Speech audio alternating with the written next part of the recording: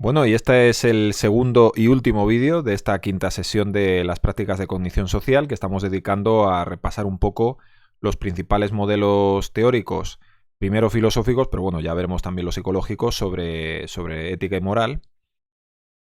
Se me ha olvidado decir una cosa de Spinoza que no entra ni nada, pero lo he puesto aquí porque me parece interesante. No sé si os acordáis la primera sesión que hablamos de las diferencias entre ética y moral, que yo no iba a asumir ninguna diferencia, pero que, por ejemplo, corrientes tipo la marxista, que se había basado en Hegel, hablaba de la diferencia entre la ética, que era como una cosa natural, y la moral, que eran unas normas así impuestas desde arriba y tal. Esa es un poco la visión marxista. Cuando lleguemos a Hegel ya veréis un poco su idea. Nuevamente, esto no lo tenéis que saber, pero es culturilla general que me parece interesante. Spinoza fue un poco el primero, al menos que yo tenga noticia, en hacer esa distinción. En hacer una distinción entre el concepto ética y el concepto moral. Por eso aquí pone que a Spinoza a veces se le ha calificado como inmoralista. No es porque fuera inmoralista, sino porque, claro, para él la ética, en conjunto, tiene que ver con las normas con las maneras de comportarse, ¿no? Con los demás. Hay cosas que está bien hacer y hay cosas que está mal hacer. Pero sin embargo, la moral tiene un aspecto trascendente. Lo que se considera lo bueno y lo malo. Claro, pues, ¿por qué se le llama inmoralista? Porque si tú consideras que lo bueno y lo malo tiene que ver con lo que te gusta y lo que no, pues claro, aquello que es trascendente o que se supone que tiene que ser, bueno, pues eso es una cosa que hay que cogerlo un poco con pinzas, ¿verdad? Porque, como os he dicho antes, claro, para Spinoza, que algunos decían que era ateo, no es que fuera ateo, es que creía que Dios es la naturaleza, o sea, que somos un todo. En fin, son aspectos complicados de entender la metafísica y diferenciarlo de lo físico, como podéis ver en estos primeros autores. Ya aquello, claro, en el momento en el que uno dice que lo material está separado de Dios, pues claro, pues al final el paso siguiente es, bueno, ¿y para qué queremos a Dios, verdad? Pues venga, vamos ya con Hume. Hume es, al contrario que los otros, que especialmente Descartes y Spinoza, eran racionalistas, es decir, pensaban que bueno, sí, tenemos pasiones y tal, pero apetencias, pero que la razón es un poco lo que dicta lo bueno y lo malo para nosotros. O sea, la moral de alguna manera viene dada por la razón. Hume es un empirista, es probablemente el mayor exponente del empirismo. Y Hume ya sí tiene, bueno, ya lo veréis, tiene un peso importante en algunos modelos psicológicos de hoy día. Más en psicología que en filosofía. Esto es interesante. O sea, uno ve los modelos de ética filosófica actuales y no, Hume no tiene mucho peso, pero los psicológicos sí. Bueno, entonces, bueno, como pone aquí, fue el primero en defender que la razón no puede ir más allá de los límites de la experiencia. O sea, no se trata ya solo de que la razón no puede ir más allá de los límites de lo empírico, de los sentidos, sino ni siquiera de la experiencia. Es estos que, no, bueno, no sé si os acordáis de bachillerato, pero era el que decía esto de que, bueno, nosotros no sabemos si mañana va a salir el sol por el este, no tenemos ni idea. O sea, suponemos que sí, porque como siempre ha salido, pero ese conocimiento viene dado por nuestra experiencia. Como siempre ha salido, asumimos que va a salir. Si nunca hubiera salido, o no hubiéramos visto que sale por el este, no diríamos que sale por el este. Un poco esa es la idea.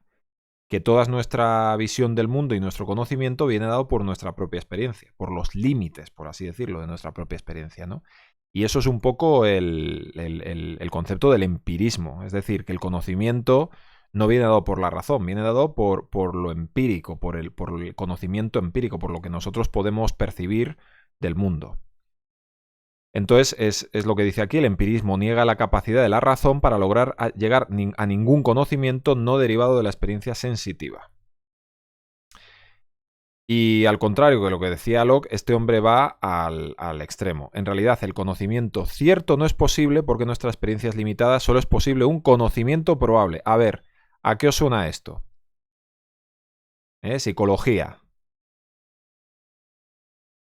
diferencia entre las matemáticas que habéis aprendido en bachillerato con física y las matemáticas que tenéis que aprender aquí en psicología.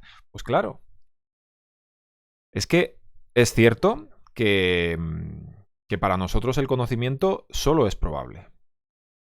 Por eso utilizamos la estadística. Si queremos hablar de diferencia, yo qué sé, entre hombres y mujeres sobre cualquier cosa, pues no podemos llegar a hacer un test a todas y cada uno de los hombres y las mujeres del mundo y ver cómo evolucionan sus características. No podemos saber eso.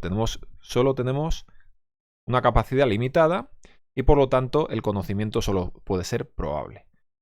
A lo mejor por eso en psicología ha llegado más, ¿no?, que en filosofía Hume. Bien, entonces, esto es un poco la idea principal de donde parte él, no solo de la moral, sino de todo. Y entonces, metaética, o sea, origen de la moral. La moral, según Hume, está determinada no por la razón, sino por el sentimiento. Esta es la diferencia fundamental.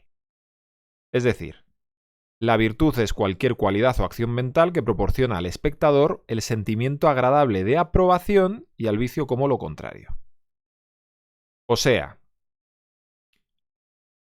los autores anteriores ya hablaban de que, bueno, sí, pensamos que lo bueno es aquello que nos gusta y lo malo es lo que nos produce aversión. Pero es que aquí Hume da un paso más allá. Dice que la moral se elige no por la razón, sino por el sentimiento. Es decir, lo que vemos como bueno, porque lo sentimos como bueno, es lo bueno. Y no hay que darle vueltas. ¿Vale? Entonces, y otra cosa importante, que es el punto aquí número 2, la razón está subordinada a la emoción. Esto es una cosa que luego tomaría Hyde en su modelo de los fundamentos morales, que veremos en alguna de las últimas sesiones teóricas. Los términos morales son vagos y pueden ser llenados con contenidos completamente distintos y ligados a ideologías muy diferentes como bien de la humanidad, vida buena, bien común, felicidad y todo eso. Pero realmente al final todo se reduce a aquello que percibimos o sentimos como bueno o como malo. Pues esa es un poco la metaética, o sea, el origen de la moral de Hume, y es el punto más importante. Y este sí os digo que, bueno, no hace falta que os lo estudiéis porque os lo vais a aprender porque en psicología va a volver a salir. Entonces, para Hume, la moral tiene que ver con diferentes ideas que tienen que ver con lo que acabo de decir. No especifica tampoco categorías morales ni nada de eso, pero ejemplifica, por ejemplo, en la justicia, que es algo moral, o sea, la justicia como redistribución, es algo moral, ¿por qué? Porque necesitamos los bienes que hay que redistribuir. Si no los necesitáramos, nos daría igual. O sea, que es una cosa, de alguna manera, que está relacionado con la utilidad. Y esto preludia a lo que luego sería el utilitarismo. Es decir, la moral viene dada, lo que es bueno y lo que es malo, viene dado, primero, el origen es las emociones, y segundo, acordaos, ética normativa, que había deontología, consecuencialismo y virtud. Pues Hume habla más bien de consecuencialismo, es decir, las cosas son buenas o malas en función de la utilidad que tengan. Como os he dicho antes, que me lía un poco. Lo que es justo es bueno. ¿Por qué? Pues porque tiene la utilidad de proporcionar bienes materiales a la gente, porque los bienes materiales son necesarios. Vale, entonces Hume ya es totalmente diferente, y aquí tenemos a Kant, que es la síntesis de todo lo anterior. O sea, Kant es pues uno de los filósofos más importantes de la historia, y yo, por lo que he leído, es probablemente el que más influencia sigue teniendo en los modelos morales filosóficos. Y no solo eso, o sea, ahora veréis que ha tenido una influencia incluso sobre el pensamiento político occidental y sobre las ideologías, podríamos decir, de tipo liberal, pero bueno, eso ya, lo de las ideologías, lo veremos en la próxima sesión. Pero vamos, para no complicarlo, porque Kant sí es un poco más complicado, bastante más, hablemos primero del origen de la moral. Entonces, Kant hace una síntesis. Pone que la moralidad está entre la razón absoluta y la emocionalidad absoluta. Es decir, una racionalidad posible. Es decir, podemos usar la razón o no en función de nuestra experiencia o de todo eso. ¿Por qué? Porque la razón tiene sus límites. O sea, no niega la razón, de hecho es un racionalista, pero pone límites a la razón. No dice que la razón sea la manera de llegar a la verdad en general, como decía Descartes. No, la razón está limitada. Tampoco dice que, como Hume, que bueno, la razón está subordinada a la emoción. No, no. Para él la razón es superior, pero está limitada. ¿Vale? El hombre es al mismo tiempo sensibilidad y razón. Puede seguir al impulso y puede seguir la razón. Y esa es la libertad. O sea, Kant cree en la libertad que por lo tanto te hace un ser moral. ¿Por qué? Porque si no tienes libertad, no eres moral. O sea, un animal es bueno o es malo. Bueno, pues se puede comportar mejor o peor, pero bueno o malo, pues un animal hace. Bueno, habría que. Alguien me dirá, bueno, pues a lo mejor ciertos primates no, ciertos mamíferos tampoco. Bueno, vamos a poner un reptil, por ejemplo. Un reptil no es ni bueno ni malo, hace lo que tiene que hacer. Si tú puedes elegir, entonces puede ser un ser moral. Si no, no puede ser un ser moral. Bueno, pues esa es la idea de Kant. O sea, para Kant el origen de la moral viene de la libertad del ser humano de elegir entre seguir sus impulsos o seguir a la razón. Para él, él pone por delante a la razón. O sea, pone para vivir moralmente el hombre debe superar la sensibilidad. O sea, hay que superar los impulsos sensibles. Y de hecho niega lo que decían otros. O sea, si tienes que superar lo sensible, entonces tienes que superar los deseos. Es decir, algo moral no puede ser algo que deseas. Y por lo tanto, y esto es bastante interesante también, un poco extremo diría yo, tú no puedes, lo moral no es buscar la felicidad, por ejemplo, como decían los antiguos. ¿Por qué? Porque la felicidad es un deseo. Y el deseo es algo sensible, no es racional y por lo tanto no puede guiar tu conducta. ¿Vale? Entonces, origen de la moral, como veréis, esto es un pelín más complicado, pero tampoco demasiado. Es una razón limitada. Limitada a la experiencia y limitada, pues, porque somos seres limitados. Ahora bien, al poder elegir entre razón e instinto, tenemos libertad y eso nos hace seres morales. Entonces, la moralidad está en poder elegir con la razón, superando toda sensibilidad, asumiendo que tiene sus límites, ¿no? Entonces, ¿qué compone la moral de Kant? Pues la moral de Kant la compone una idea de justicia. Es lo que se llama un modelo, podríamos decir, monista, es decir, tiene un componente que es el imperativo categórico, que es lo que a él le parece lo que es justo, ¿no? A Kant se le pone como uno de los máximos exponentes de la deontología, porque él habla del imperativo categórico, es decir, de aquello que hay que hacer, independientemente de otra consideración. Entonces, os lo leo. ¿Qué es el imperativo categórico? ¿Cuál es la regla moral de Kant? Lo siguiente, obra de manera que la máxima de tu voluntad pueda servir siempre como un principio de una legislación universal. Por ejemplo, mentir está bien. ¿Sí? Mentir está bien, no, en este caso sí, ya, pero siempre, en todos los momentos, no, pues entonces no está bien. Eso no es una ley moral. No mentir está bien. Bueno, pues según... luego es interesante porque otros autores, claro, decían, bueno, y los casos particulares que... Pero bueno, Kant era muy estricto en eso. Claro, él creía mucho en el universalismo. Imaginaos esto, qué consecuencias políticas tiene ideológicas en el futuro. Claro, él creía, por ejemplo, en un gobierno mundial. Él no pensaba que hubiera diferentes morales basadas en diferentes sensibilidades. No. Eso no es moralidad, eso es otra cosa. Entonces hace una distinción entre moralidad y legalidad, porque la legalidad es conformidad con la ley. y aquí lo pone, es la conformidad con la ley de una acción que se hace por otro motivo de naturaleza sensible. Por ejemplo, evitar un daño o obtener un beneficio. La moralidad, en cambio, es la conformidad inmediata con de la voluntad con la ley, sin el concurso de impulsos sensibles. O sea, alguien que actúa moralmente lo hace porque lo ha interiorizado, básicamente. Y esto es muy interesante, luego de cara a hablar de lo que es la identificación moral y los modelos de identidad moral que hay en psicología, que creo que no va a dar tiempo a verlos porque, bueno, tampoco hay que ir tan lejos, ¿verdad? Bien, y terminamos con Hegel.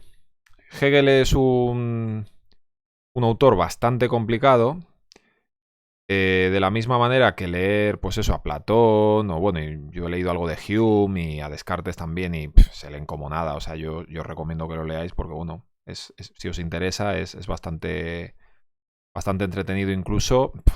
Hegel he intentado leerme algunos párrafos y es complicado. Hegel es el iniciador un poco del romanticismo, es decir, es la idea filosófica. O sea, Kant es el paradigma de la modernidad, la razón práctica de estar en este mundo, obrar todos, el individuo dentro del mundo y todo ese tipo de cosas. Hegel es un poco al revés, o sea, el romanticismo es un poco la contestación a esa racionalidad total y es un poco otra vuelta a lo que es la cierta irracionalidad, lo que es cierto misticismo. En el romanticismo hay mucho misticismo y mucha vuelta a las identidades tribales y culturales. Y Hegel es un poco el paradigma de esto. O sea, a partir de Hegel ya vienen todos los demás. Y de hecho Hegel, si uno, bueno, ahora lo vais a ver,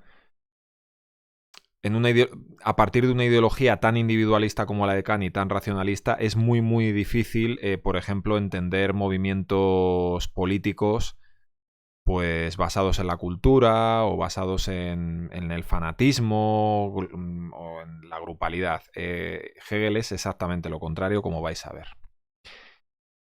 Bien, entonces, como os dije, para Hegel hace una distinción entre eticidad y moralidad. Hegel entiende por eticidad la razón que se hace consciente de sí en cuanto se ha realizado en las instituciones histórico-políticas de un pueblo y sobre todo de un Estado. La eticidad es distinta de la moralidad, que contrapone el deber ser, esto es, al ser, esto es a la realidad, y que tiene la pretensión de reducir lo real a lo ideal. Es decir, una cosa es la eticidad, que es vivir conforme a las reglas de tu pueblo, y ahora veréis por qué me expreso con esto de tu pueblo. Y otra cosa es la moralidad, que es una cosa que habla de que intenta reducir, pues eso, lo moral es, esto debería ser así, ¿no? Lo bueno es esto, ya, pero ¿cómo es el mundo? Se intenta reducir al ser, es decir, a lo que existe, a un ideal que no existe. Y de hecho, él habla de dos moralidades, que es la subjetiva, que bueno, que está dentro del individuo y de sus cosas y de sus visiones y de lo que quiera o deje de querer, y luego una moralidad objetiva que es la eticidad. Que fijaos, que da plenitud a la libertad individual en la familia, la sociedad civil y el Estado. Y esto es muy importante para entender de dónde viene la moral según Hegel. Es decir, el individuo, cuando hablamos de individuo o individuo-grupo, en Hegel el individuo no existe. Solo existe el grupo, no existe el individuo. ¿Por qué? Porque el individuo no puede ser nada fuera del grupo. Tampoco puede ser libre fuera del grupo. O sea, es libre siendo parte del grupo. Y además, fijaos, familia, sociedad civil, Estado. Es decir, fijaos, las leyes éticas más indudables, como decir la verdad o amar al prójimo, no tienen un sentido en sí, porque eso es hablar por hablar. Tienen que verse determinadas en un contexto cultural determinado, en un grupo determinado. Está determinado en la misma sustancia de la vida social, es decir, en la costumbre, instituciones y en el Estado. Solamente con el reconocerse y ponerse en el Estado, la autoconciencia, que cuando habla de las personas habla de la autoconciencia, porque para él las personas individualmente eso no existe, solo existe la autoconciencia. renuncia a la individualidad, a toda escisión interna, a toda infelicidad y alcanza la paz y la seguridad consigo misma. Es decir, la moralidad viene dada por el hecho de uno disolverse en el Estado o en el grupo. Ese es el origen. El individuo no existe, el individuo se tiene que realizar formando parte del todo. ¿Por qué? Porque la moral, lo que tú creas que es, eso es subjetivo. Y además eso es un reduccionismo estúpido. ¿Vale? Y aquí os pongo pues un poco más sobre esto, que para Hegel la libertad consiste en poder de alguna manera deberse a los seres supraindividuales, familia, sociedad civil, Estado, y suprime prácticamente la libertad de cada yo que desaparece en las instituciones y finalmente es absorbida en la dulce eutanasia del Estado. Eso lo he copiado porque me hizo mucha gracia. No se trata de la libertad del individuo en el Estado, sino libertad del Estado a la que se incorpora la libertad individual. O sea, tú te incorporas al Estado, que es lo que realmente existe, el Estado. Tú solamente puedes ser libre incorporándote a la libertad del Estado. Entonces, los deberes éticos son los obligatorios y puede aparecer como una limitación a la subjetividad esta o a la libertad del individuo, pero total, da igual porque el individuo no existe. La autoconsciencia solo puede existir dentro del grupo. Entonces, para terminar, como podéis ver, Hegel es un poquito más complicado. Yo he intentado resumirlo y elegir párrafos lo más sencillos posibles, pero lo único que tenéis que daros cuenta es la radical diferencia entre Kant y Hegel. Aquí la diferencia está en cómo se percibe al ser humano. Kant solo ve individuos y por lo tanto no ve estados. Para él los estados son convenciones. Y para Hegel es al revés. Lo que existe es el estado.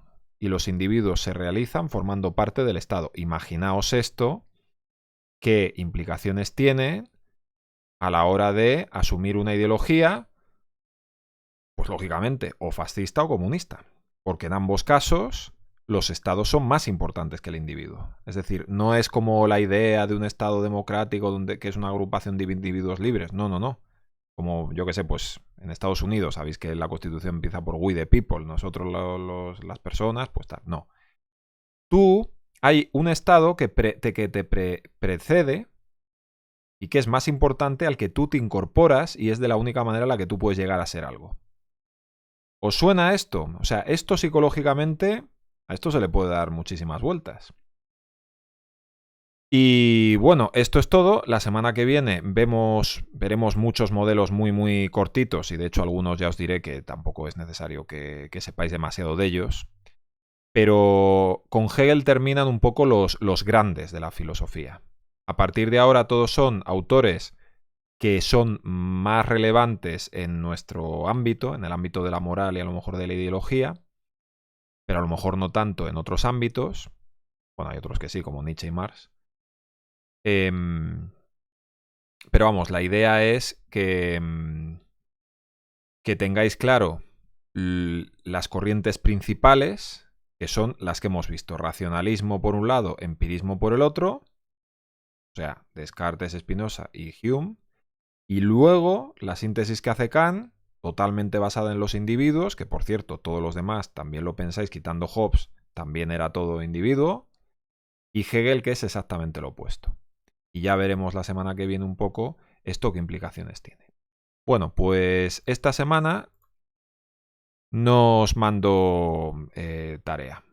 Ya la semana que viene os mando algo. Pues muchas gracias.